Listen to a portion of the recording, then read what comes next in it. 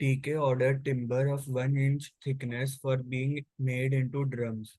The seller agreed to supply the required timber of 1 inch.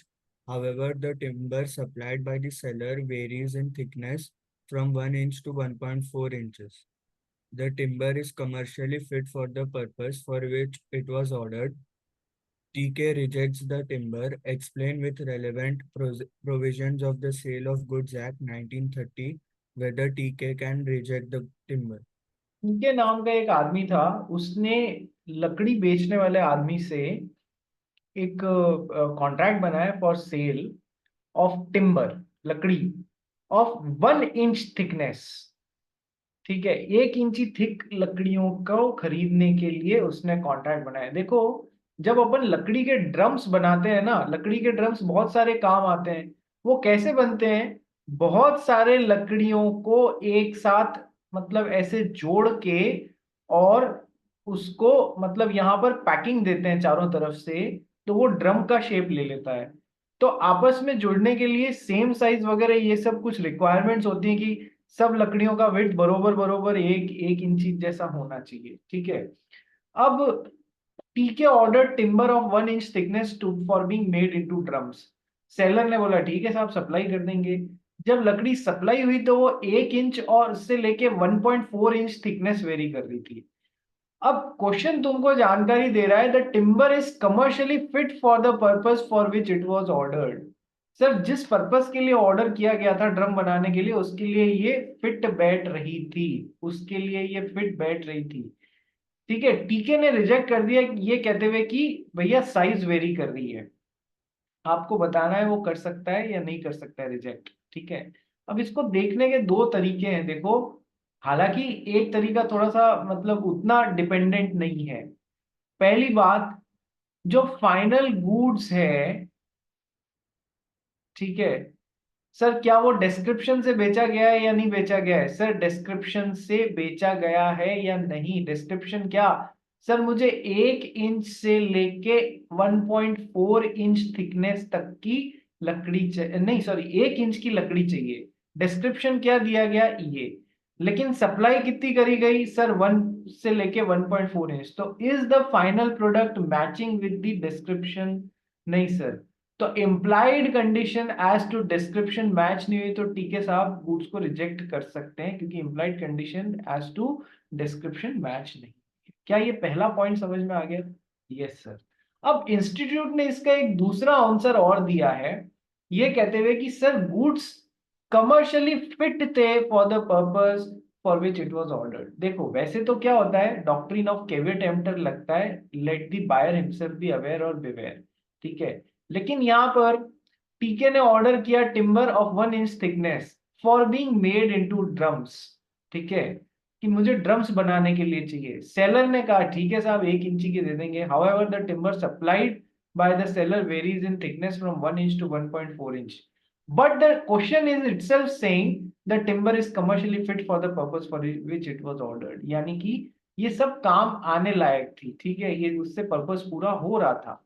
तो sir, क्या आप buyer reject sorry seller reject कर सकता है? सर देखो, वैसे तो कैवेट एम्प्टर होता है, लेकिन बायर ने सेलर को अपना पर्पस बताया, सेलर ने उसको माल समझ, उसकी रिक्वायरमेंट समझ के माल दिया, जिसपे बायर ने भी लिया।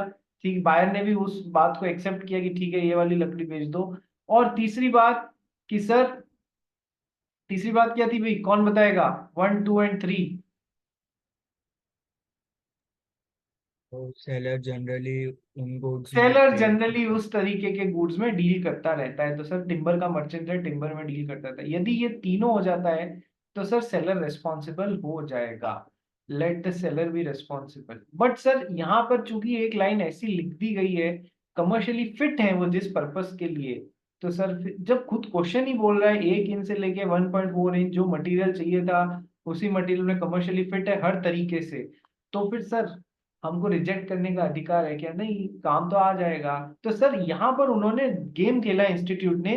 मैं इस आंसर से कि कमर्शियली फिट है इसलिए काम आ जाएगा इतना खुश नहीं हूं जितना कि ये वाला पॉइंट लगता है ना, गुड्स डिस्क्रिप्शन से मैच करने चाहिए। क्या गुड्स डिस्क्रिप्शन से मैच किए? नहीं सर। तो फिर सर गुड्स को रिजेक्ट किया जा सकता है। ठीक है, देखो इंस्टीट्यूट ने दोनों तरीके से आंसर किया है। नंबर 1, एक तो क्या सेलर रिस्पॉन्सिबल है बायर के पर्पस के लिए गुड्स फिट हो उसके लिए? नहीं सर, सेलर रिस्पॉन्सिबल नहीं है, ठीक है। लेकिन सेलर रिस्पॉन्सिबल हो जाएगा यदि ये 3 पॉइंट्स पूरे हो जाएंगे। लेकिन सर इधर क्वेश्चन में एक क्या जवाब दिया हुआ है, in the instant case as the timber supplied by seller is commercially fit for the purpose for which it was ordered, it means implied condition on the part of the seller is fulfilled. Seller buyer beware से seller responsible भी हो गया क्योंकि ये तीनों points match किए। लेकिन sir फिर भी सेलर जो है वो रेस्पॉन्सिबल इसलिए नहीं होगा क्योंकि उसके पार्ट पे जो कंडीशन थी वो फुलफिल कर दी ना उसने, जैसी लकड़ी चाहिए थी वैसी चीज डिलीवर कर दी, commercially fit for making the drums थी वो उसने दे दी। इसलिए क्या है वो रिजेक्ट नहीं कर सकता क्योंकि इंप्लाइड कंडीशन फुलफिल हुई है। पहला पार्ट तो ये बोलता है।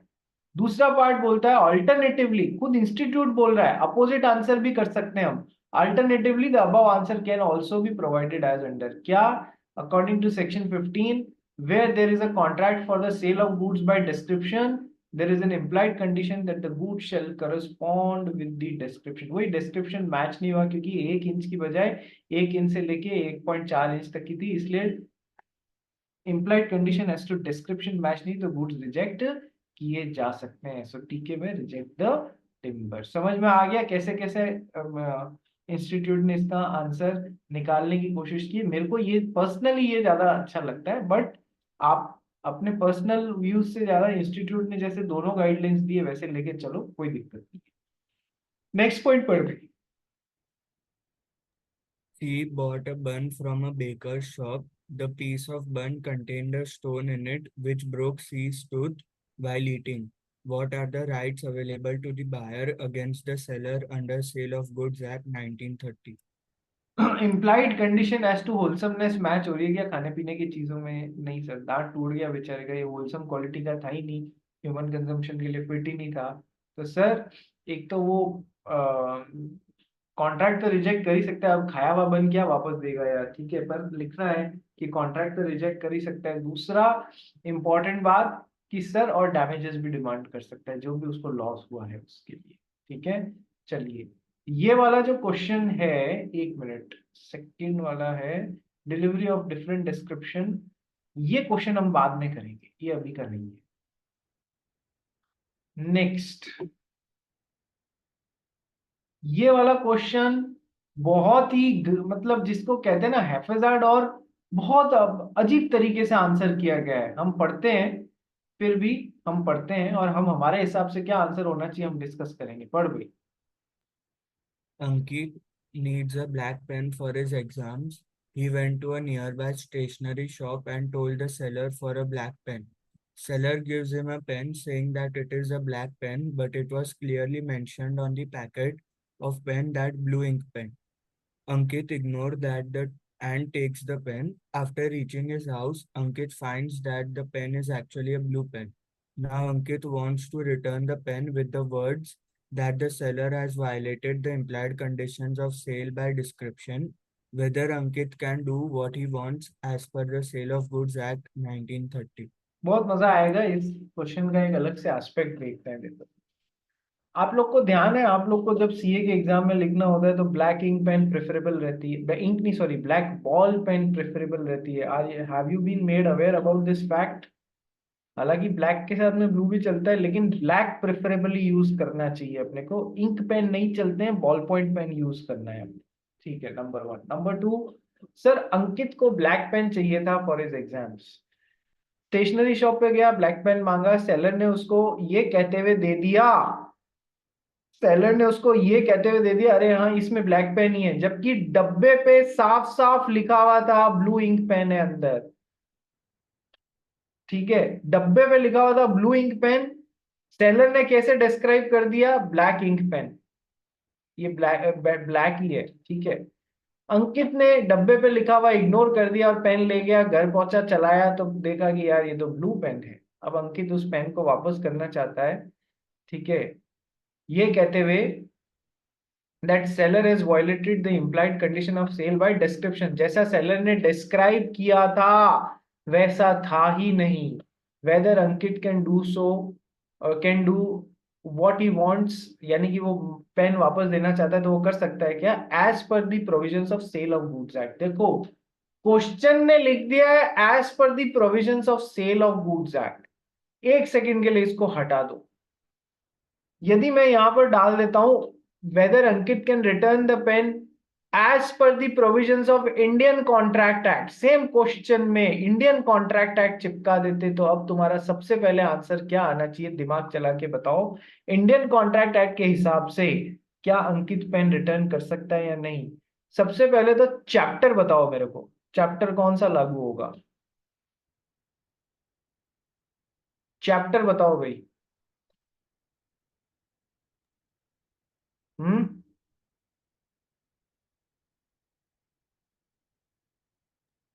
करण भारिया अनम्यूट होके बोल। चैप्टर नहीं पता पर वो पॉइंट पता है। अच्छा, मैं क्या बोल रही थी? Indian Contract act. अबे इंडियन कॉन्ट्रैक्ट एक्ट में से कौन सा चैप्टर? अच्छा वो नहीं। करण फारिया तू बता कौन सा टॉपिक? वो ऑर्डिनरी डिलीजेंस वाला है। हाँ तो वो कौन से में आ रहा है? मिस रिप्रेजेंटेशन में फ्रॉड आ रहा है या नहीं आ रहा है? फ्रॉड। हाँ हाँ। चैप्टर का नाम क्या है सर? Free consent. डिलीजेंस। उसमें मिस रिप्रेजेंटेशन, यदि मैंने केवल ये लास्ट का पॉइंट चेंज कर दिया होता तो आंसर कैसे बनता? इंडियन कॉन्ट्रैक्ट एक्ट के हिसाब से आंसर करो कि सर वो जिस चीज को रिप्रेजेंट कर रहा है और सच मान के कर रहा है वो एक्चुअल में सच नहीं है, धोखा देने का इंटेंशन नहीं है, लेकिन सच नहीं वो बात गलत निकली है। तो क्या हो रहा है सर? मिस रिप्रेजेंटेशन हो रहा है। मिस रिप्रेजेंटेशन में पेन वापस किया जा सकता है, हाँ किया जा सकता है, लेकिन लेकिन लेकिन लेकिन लेकिन क्या पॉइंट है सर? मिस रिप्रेजेंटेशन में यदि किसी पार्टी के पास में ये ऑप्शन होता है कि वो थोड़े से ड्यू डिलिजेंस करते, थोड़ा सा ड्यू डिलिजेंस करके सच्चाई का पता लगा सकती है और उसने नहीं किया वो काम, तो फिर अब उसका ये जो कॉन्ट्रैक्ट को रेप्यूडिएट करने का राइट है वो छिन जाएगा। सर पेन हाथ में डब्बे से बाहर निकाल के चलाना ही तो था और देखना था कि ब्लैक इंक पेन है या ब्लू इंक पेन है, और आपने वो नहीं किया। कर सकते थे तो क्या अब आप पेन रिटर्न कर सकते हैं ये कहते हुए कि नहीं नहीं ये तो मिस रिप्रेजेंटेशन का केस है? नहीं कर सकते हो क्योंकि ड्यू डिलिजेंस का ऑप्शन था जो आपने एक्सरसाइज नहीं किया। As per Indian Contract Act वाला पॉइंट समझ में आया या नहीं आया? बोलो ये बोलो यस सर। अब आ जाओ सेल ऑफ गुड्स एक्ट में। इंस्टीट्यूट ने इस चीज का आंसर कैसा किया कि answer as per the provisions of Sale of Goods Act. तो sir no doubt sale by description हुआ है, डिस्क्राइब किया गया है, लेकिन सर वो ड्यू डिलिजेंस वाला पॉइंट इन लोग ने इधर भी चिपकाया है। एक बार आंसर पढ़ते हैं फिर कोई डाउट हो तो समझते हैं। पढ़ भाई। According to subsection 2 of section 16 of the Sale of Goods Act 1930, where the goods are bought by description from a seller who deals in goods of that description, there is an implied condition that the goods shall be correspond with that quality. But where the buyer could find the defect of goods by ordinary examination, this rule shall not apply. The rule of caveat emptor is applicable. Rule of caveat emptor, let the buyer himself be beware और aware कि वो जो भी चीज खरीद रहा है वो फिट है या वो जो चाहिए वही खरीद रहा है या नहीं खरीद रहा है।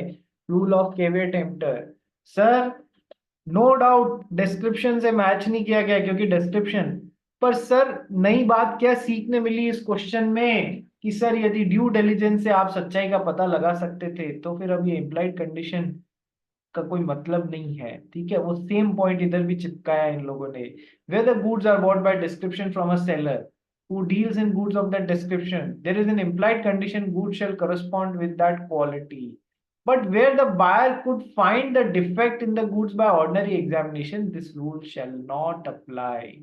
The rule of caveat emptor is applicable. ये कहीं भी टेक्स्ट में देखने को नहीं मिला, पर ये इंस्टीट्यूट ने किसके थ्रू समझाया है सर? क्वेश्चन के और आंसर के मोड में समझाया है इसको। ठीक है, no doubt in the instant case Ankit orders a black pen, Ankit ने काला पेन ऑर्डर किया था, डिस्क्राइब भी वैसे किया गया, बट सर उसके पास में पैक पे लिखा हुआ था एक तो, और कोई कंफ्यूजन था तो चला के देखना चाहिए था। ठीक है, सो लेकिन ऑर्डिनरी डिलीजेंस वाला फंडा उन्होंने यहाँ पर भी चिपकाया है।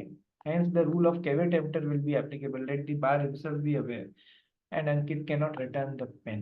ठीक है, इस थोड़ा सा अजीब लगा। क्यों? क्योंकि हमने ये ऑर्डिनरी डिलीजेंस वाला पॉइंट टेक्स्ट में कभी नहीं देखा, ये इंस्टीट्यूट ने भी आंसर के थ्रू ही समझाया है। ठीक है, ध्यान रखना इस पॉइंट को। Next, What are the consequences of destruction of specific goods before making of contract and after the agreement to sell under the Sale of Goods Act 1930? Sir before making of contract यदि goods destroy हुए हुए तो कौन सा section applicable होगा? Sir section 7। Sir contract तो बना लिया, लेकिन अभी तक एग्रीमेंट टू सेल ही है, वो सेल में कन्वर्ट नहीं हुआ है। तो सर और गुड्स डिस्ट्रॉय हो गए तो कौन सा सेक्शन एप्लीकेबल होगा? सर सेक्शन 8 एप्लीकेबल होगा। याद है या नहीं है क्वेश्चन ये? ठीक है, पार्ट 1 में से, चैप्टर 1 में से सवाल पूछा हुआ है। चलिए next question. AB sold 500 bags of wheat to CD. Each bag contains 50 kilograms of wheat. AB sent 450 bags by road एक मिनट रुक transport जा and रुक जा C. रुक जा रुक जा। ये इधर गलती से आ गया ये क्वेश्चन, ये इधर का नहीं है। तो इधर एक दो क्वेश्चंस छोड़े गए हैं, जो कि ये एक तो ये वाला क्वेश्चन पेज नंबर 28 पे, और एक लास्ट वाला क्वेश्चन ये दूसरे जगह का है, वो जब आएगा तब आपको करा दिया जाएगा, दूसरे चैप्टर का है। ठीक है जी। तो जिन लोग ने भी नहीं किया है वो कृपया ध्यान से कर ले में। आइए अब अपन चलते हैं next chapter, chapter number 3। We are half way through the Sale of Goods Act. हम लोग सेल ऑफ गुड्स एक्ट के आधे पोर्शन, वो 4 में से 2 चैप्टर्स कवर कर चुके हैं, ध्यान रखिएगा। सेल ऑफ गुड्स एक्ट के 4 में से 2 पार्ट्स कवर कर चुके हैं। आज हम चलते हैं तीसरे पोर्शन की तरफ।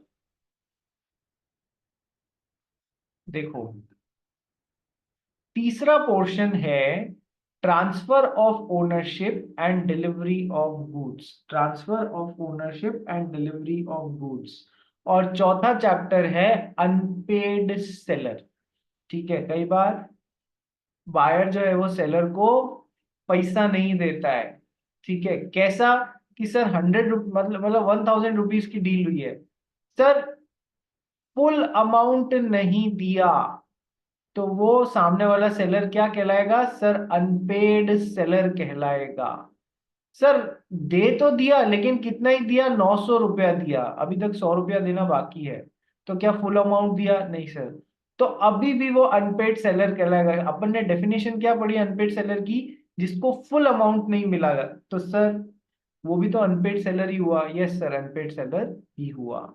नेक्स्ट, कि सर चेक तो दिया 1000 रुपीज का, लेकिन वो चेक है ना वो बाउंस हो गया, मतलब सिकरा ही नहीं बैंक में जब लगाया तब, तो सर अनपेड सेलर हो गया या नहीं हो गया? हाँ सर, अभी तक अमाउंट पे ही नहीं किया गया तो अनपेड सेलर हो गया। तो अनपेड सेलर और उसके राइट्स क्या क्या है, ठीक है, ये हमको फाइनल चैप्टर में पढ़ना रहेगा, क्वेश्चन आता है। सर अभी चैप्टर नंबर 3 की बात करते हैं, ये चैप्टर नंबर 4 था अनपेड सेलर। चैप्टर नंबर 1 क्या? Sir general formation of contract of sale, कि किस तरीके से बनता है। चैप्टर नंबर 2 क्या? कि सर कंडीशंस एंड वारंटीज, क्या इम्प्लाइड कंडीशंस, क्या इम्प्लाइड वारंटीज, क्या एक्सप्रेस कंडीशन, क्या एक्सप्रेस वारंटीज, और कंडीशंस और वारंटीज क्या होती है, कंडीशंस और वारंटीज में डिफरेंस क्या क्या होता है। Chapter number 3 transfer of ownership and delivery of goods. Sir transfer of ownership किससे किसको होती है? सर सेलर से ओनरशिप बायर को ट्रांसफर होती है। तो सर हमारे लिए मल्टीपल रीजन से ये जानना जरूरी है कि कब ट्रांसफर ऑफ ओनरशिप हो रही है। हमारे लिए मल्टीपल कारणों से ये जानना जरूरी है कि सेलर से ownership of those goods buyer के पास में कब चली गई। सर क्यों sir? What multiple reasons?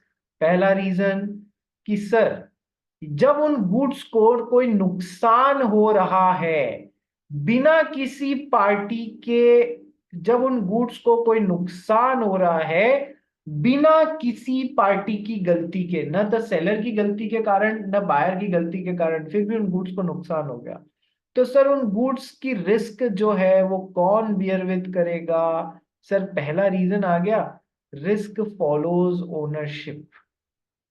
Risk follows ownership, जो भी उस समय गुड्स के नुकसान के समय उन गुड्स का ओनर था वो उन गुड्स का नुकसान बेयर विद करेगा।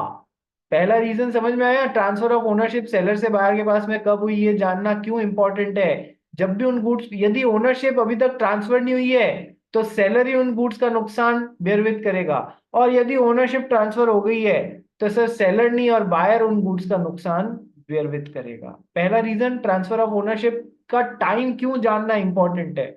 दूसरा रीजन, सर मान लीजिए किसी थर्ड पार्टी ने, सेलर और बायर आपस में एग्रीमेंट बना रहे हैं, कुछ भी कर रहे हैं, किसी थर्ड पार्टी ने इस दौरान आके उन गुड्स को नुकसान पहुंचा दिया, गुड्स को मतलब पत्थर मार दिया, कुछ भी कर दिया, गुड्स को तोड़ दिया, तो किसी थर्ड पार्टी ने उन गुड्स को नुकसान पहुंचा दिया, तो सर उन गुड्स, तो उस थर्ड पार्टी के अगेंस्ट एक्शन लेने का राइट किसको होगा, उस थर्ड पार्टी के अगेंस्ट एक्शन लेने का राइट किसको होएगा, कि सर जो भी उस समय ओनर था उसी को राइट होगा उस थर्ड पार्टी के अगेंस्ट एफआईआर कराने का, पुलिस कंप्लेंट कराने का। बात समझ रहे हो या नहीं समझ रहे हो, बात समझ रहे हो। यस सर, तो ये सेकंड रीजन हो गया कि सर थर्ड पार्टी को, यदि अपन ने पढ़ा है ना जस इन पर्सोनम एंड जस इन रेम, पढ़ा है या नहीं पढ़ा है, जस इन पर्सोनम एंड जस इन रेम, नीव क्या मतलब होता है जस इन पर्सोनम और जस इन रेम का, सर नहीं मालूम है। सॉरी सर, वापस बोलिए। जस इन पर्सोनम का क्या मतलब होता है और जस इन रेम का क्या मतलब होता है। जस्ट इन पर्सोना का सर मतलब सर मीनिंग सर नहीं, legal action taken against a specific person. Hmm, तो सर को सर वो थोड़ा याद है सर ये। याद है बता, हम सब वेट कर रहे हैं, कोई दिक्कत नहीं। हाँ, स्पेसिफिक टू मेक, मतलब एक लीगल एक्शन लिया है तो to a specific person, to obligated to do, उससे कुछ किया है तो। जस्ट, एग्जाम्पल की तो समझो आपको, बोल, एग्जाम्पल की तो समझाओ। हाँ हाँ बोल ना। सर अगर सपोज एक एक ए है जिसने कार सेल की एक बी को, ठीक है, तो ए के पास राइट है to receive a sale proceed. हाँ, ये राइट बस ए को ही बिलोंग करता है, तो ये राइट राइट ऑफ पर्सन हो गया sir. right against a particular person is just in personam, right against the whole world is just in rem। तो सर किसी ने भी यदि उस गुड्स को आगे पत्थर मार दिया तो सर जो भी उस समय ओनर है उसका जस्ट इन रैम होगा या नहीं होगा, right against the whole world हो जाएगा या नहीं हो जाएगा। यस सर, जिसने भी पत्थर मारा है वो उसके अगेंस्ट एफआईआर कर सकता है, कंप्लेंट कर सकता है। तो सर ये कुछ रीजंस थे क्यों हमें ट्रांसफर ऑफ ओनरशिप कब हुई है ये जानना जरूरी है। कि सर एक तो रिस्क फॉलोज ओनरशिप, दूसरा कि सर कि उन, यदि थर्ड पार्टी जो है वो उन गुड्स को कोई नुकसान पहुंचा रही है तो सर थर्ड पार्टी के अगेंस्ट राइट लेने का अधिकार उसके ओनर, गुड्स के ओनर को ही होता है। ठीक है। तीसरी बात कि सर यदि सामने वाले ने कॉन्ट्रैक्ट तोड़ दिया है तो अभी तक ओनरशिप ट्रांसफर हो गई है सेलर से बायर को, ठीक है, तब तो सर बायर से पूरी प्राइस वसूली जा सकती है, और यदि ओनरशिप ट्रांसफर नहीं हुई है तो केवल इससे डैमेजेस वसूले जा सकते हैं। तो ट्रांसफर ऑफ ओनरशिप हुई है या नहीं हुई है इस पे भी डिपेंड करेगा। चौथी बात, सर यदि सेलर इंसॉल्वेंट हो रहा है या बायर इंसॉल्वेंट हो रहा है तो सर ऑफिशियल रिसीवर के पास में वो माल जाएगा या नहीं जाएगा, वो इस बात पे डिपेंड करेगा कि ये जो है ओनरशिप सेलर से बायर के पास में ट्रांसफर हुई है या नहीं हुई है। ये हमने सेल और एग्रीमेंट टू सेल के डिफरेंस में पढ़ा था कि सर जब सेलर इंसॉल्वेंट हो रहा है और सेल है तो क्या, और बायर इंसॉल्वेंट हो रहा है सेल है तो क्या, एग्रीमेंट टू सेल है, मतलब वो फर्स्ट चैप्टर का पॉइंट देख लेना, इंसॉल्वेंसी वाला पढ़ाया मैंने आपको। तो सर इस बात पे डिपेंड करेगा कि ऑफिशियल रिसीवर, मान लो सेलर जो है वो इंसॉल्वेंट हो गया लेकिन माल की ओनरशिप बायर के पास में जा चुकी है, तो क्या ऑफिशियल रिसीवर सेलर से वो माल ले पाएगा, नहीं सर, क्योंकि अब वो ओनरशिप किसकी है, बायर की। ठीक है। तो इस पे भी डिपेंड करेगा कि ऑफिशियल रिसीव मतलब गुड्स की ओनरशिप किसके पास में है, ये इस बात मतलब इसी पे तो डिपेंड करेगा कि सेलर या बायर कौन मतलब ऑफिशियल रिसीवर उससे ले पाएगा इनसे या नहीं ले पाएगा। ठीक है, ये मल्टीपल रीजंस हैं क्यों हमें ओनरशिप जो गुड्स की है वो कब ट्रांसफर हुई ये जानने का इम्पोर्टेंस रहता है। ठीक है, आइए पढ़ना चालू करते हैं chapter number 3, transfer of ownership and delivery of goods. पढ़ने से पहले एक बात और बता दूं, transfer of ownership of goods अलग चीज है और डिलीवरी ऑफ दोज गुड्स अलग चीज है। ओनरशिप ट्रांसफर करना अलग चीज है और डिलीवरी उन गुड्स की करना अलग चीज है। सर कैसे, ऐसे क्यों अलग अलग चीजें हैं? लोग क्या समझते हैं कि यदि ओनरशिप सेलर से बायर के पास में चली गई तो गुड्स का पोजेशन भी बायर के पास में आ गया। नहीं, these are two independent events.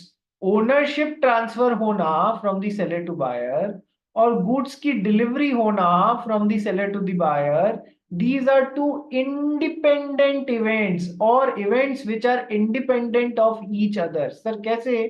Sir ऐसा हो सकता है सेलर ने बायर को गुड्स की ओनरशिप दे दी, सेलर ने बायर को गुड्स की ओनरशिप तो दे दी, बोला चलो ओनरशिप आपको ट्रांसफर कर रहा हूं, लेकिन अभी तक गुड्स की डिलीवरी नहीं दी, डिलीवरी नहीं दी, ओनरशिप दे दी लेकिन डिलीवरी फिजिकल पोजेशन नहीं दिया। ऐसा हो सकता है क्यों?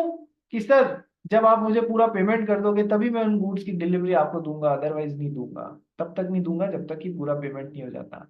तो क्या ओनरशिप ट्रांसफर होना और उन गुड्स की delivery from seller to buyer होना ये दो अलग अलग इवेंट्स नहीं है? सर हो सकते हैं, सर साइमल्टेनियसली भी हो सकते हैं, ओनरशिप भी दे दी और पोजेशन भी दे दिया या डिलीवरी भी दे दी। सर साइमल्टेनियसली भी हो सकते हैं, सर अलग अलग भी हो सकते हैं, ओनरशिप दे दी और डिलीवरी नहीं दी बायर को, बोला आप विदेश में हो जब घूम के आओ तब वापस ले लेना मेरे से, ठीक है, या फिर जब तक आप मेरे को पेमेंट नहीं करते तब तक डिलीवरी नहीं दूंगा। सर ऐसा हो सकता है गुड्स की डिलीवरी दे दी, ऐसा हो सकता है गुड्स की डिलीवरी दे दी, ले जाओ काम ले लो कोई दिक्कत नहीं है, लेकिन ओनरशिप तभी दे दूंगा, तभी दूंगा, ओनरशिप तभी दूंगा जब इन गुड्स का पेमेंट मेरे को मिल जाएगा। यानी कि डिलीवरी दे दी, अरे ले लो कोई दिक्कत नहीं, ओनरशिप लीगली तभी दूंगा जब मेरे को इस माल का पेमेंट मिल जाएगा। और ऐसा भी हो सकता है जब एग्रीमेंट टू सेल बना रहे हैं तो इस सर ना तो ओनरशिप ट्रांसफर करी है ना डिलीवरी दी है, सारे परम्यूटेशन कॉम्बिनेशन लग गए। ठीक है, तो सर ओनरशिप ट्रांसफर होना और उन गुड्स की डिलीवरी होना दो अलग अलग टॉपिक्स हैं, दोनों को आपस में मिलाना नहीं है। बात समझना, ये मानना है कि ओनरशिप दे दी तो डिलीवरी तो दे ही दी होगी, या ना ये मानना कि डिलीवरी दे दी तो ओनरशिप तो दे ही दी होगी, नहीं, ऐसा नहीं है। क्या कंसेप्ट क्लियर हुआ है कि सर ये अलग और ये अलग चीज है? यस सर, ठीक है, ध्यान रखना। पढ़ना चालू कर गए। Passing of property, property means ownership in goods.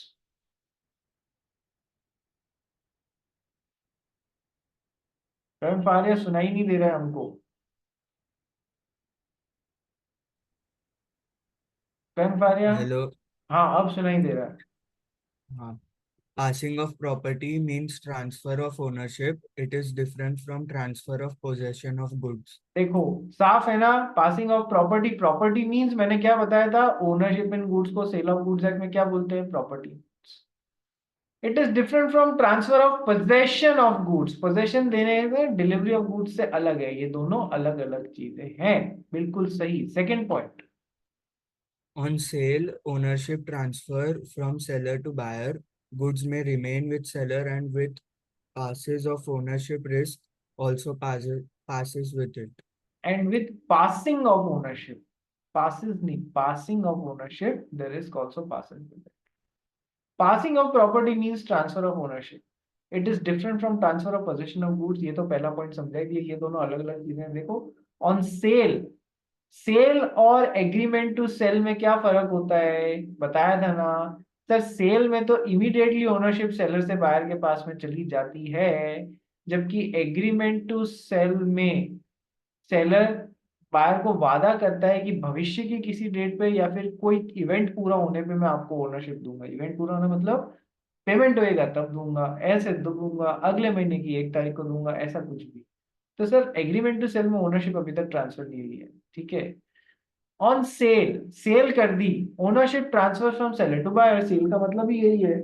But goods में रिमेन विद सेलर, में बोल रहे हैं, में हो भी सकता है और नहीं भी हो सकता है। So goods may remain with the seller and with passing of ownership risk also passes with it, यानी कि ओनरशिप पास करते ही, यानी कि risk also passes with it. ये तो मैंने आपको बता ही चुका हूं ना, रिस्क फॉलोज ओनरशिप। जब भी उन गुड्स को रिस्क होता है, वो रिस्क कौन बेयर विद करेगा? कि सर जो भी उस समय गुड्स का मालिक था वो बेयर विद करेगा, अनटिल अनलेस किसी गलती से हुआ हो तो वो बेयर विद करेगा। Third point, All risk in goods passes with ownership. That is, on sale, may goods are in seller's possession. Buyer is responsible for all risk. on sale may goods are in, if goods are in seller's possession, buyer is responsible for all risk। क्योंकि sir cell में तो क्या हो गया, ownership seller से buyer के पास में चली गई, ओनरशिप गई है। भले ही गुड्स सेलर के पोजेशन में हो, इसकी गलती के बिना गुड्स को नुकसान हो रहा है और ओनरशिप ऑलरेडी बायर को ट्रांसफर हो चुकी है। Who will bear the risk? Sir buyer. Buyer ये नहीं बोल सकता तेरे कब्जे में था तो फिर मैं क्यों बेयर विद करूं। अरे भाई मेरी गलती नहीं थी, तो वो गुड्स में पड़े पड़े प्रॉब्लम हो गई, मेरी गलती नहीं है, मैंने तो ओनरशिप आपको ऑलरेडी ट्रांसफर कर दी है, यानी कि मैंने उन गुड्स से रिलेटेड रिस्क भी आपको ट्रांसफर कर दिए, तब आपको भुगतना पड़ेगा। ठीक है, सो रिस्क फॉलोज ओनरशिप। ठीक है, ये बात अपन ने पढ़ ली। Next, default by one of the parties, default by one of the parties, पढ़ भाई। If delivery has been delayed because of the fault of either the buyer or the seller, the goods are at the risk of the party at fault. देखो, if delivery has been delayed, यदि माल को कुछ भी नुकसान हो जाता है डीले के कारण, because of fault of either the buyer और सेलर, बायर की गलती के कारण या सेलर की गलती के कारण, तो जो भी पार्टी फॉल्ट पे है उसकी जिम्मेवारी होगी उन गुड से रिलेटेड, वो रिस्क उसको बेयर विद करना पड़ेगा। तो ये बात तो मैं कब से बोल रहा हूँ, कोई पार्टी गलती पे है तो वो रिस्क बेयर विद करेगा, कोई पार्टी गलती पे नहीं है उसके बावजूद गुड्स को नुकसान हो गया तो जो उसका ओनर है उस समय नुकसान के समय वो बेयर विद करेगा, एज सिंपल एज दैट। ठीक है, चलिए ये सारी बातें पढ़ ली अपन ने। अब एक छोटा सा केस लॉ पढ़ते हैं, Dembe Hamilton and company limited versus Bart. अच्छा केस है, मतलब लैंडमार्क केस नहीं है पर अच्छा केस है, Dembi Hamilton and company limited versus Bart. पढ़ भाई। B contracts to purchase 30 tons of apple juice from S. S crushes the apples, puts juice in casks, and keeps them ready for delivery. B, however, delays to take the delivery and the juice goes putrid and has to be thrown away. B is liable to pay the price. वो प्यूट्रेट मतलब वही होता है यार, क्या सड़ गया न काम का नहीं रहा ह्यूमन कंजम्पशन के लिए, क्योंकि ईटेबल्स है ना, और एप्पल तो बहुत जल्दी लाल होती है या नहीं होती है, छीलते ही हो जाती है, यस सर, काटते ही हो जाती है। तो सर बी ने 30 टन एप्पल जूस एस से परचेज करने का कॉन्ट्रैक्ट बनाया, एस ने एप्पल्स को काटा, क्रश किया, जूस कैस्क में डाला और डिलीवरी के लिए जो भी डेट थी उसको रेडी रखा। लेकिन सर वो डिले कर गया डिलीवरी लेने में, उससे जूस तो बहुत जल्दी खराब होता है, तो juice goes putrid and has to be thrown away, बाहर फेंकना पड़ गया उसको। B is liable to pay the price. Why is B liable to pay the price? Because उस जूस वो की खराबी किसके कारण हो रही है? B के कारण हो रही है। उस जूस की खराबी, party at fault is B, वो टाइमली क्यों नहीं गया कलेक्ट करवाया उस जूस को? बात समझ रहे हो? तो सर जो भी पार्टी एट फॉल्ट है वो बेयर विद करेगी उस गुड से संबंधित नुकसान को। ठीक है, चलिए, तो ये तो हो गया इंट्रोडक्शन कि सर क्यों इंपॉर्टेंट है ये जानना कि ओनरशिप कब ट्रांसफर हुई। सबसे पहला रिस्क फॉलोज ओनरशिप, ये मैं आपको बता चुका हूँ। Action against third party, sir कोई थर्ड पार्टी उन गुड्स को नुकसान पहुंचा रही है तो उस थर्ड पार्टी के अगेंस्ट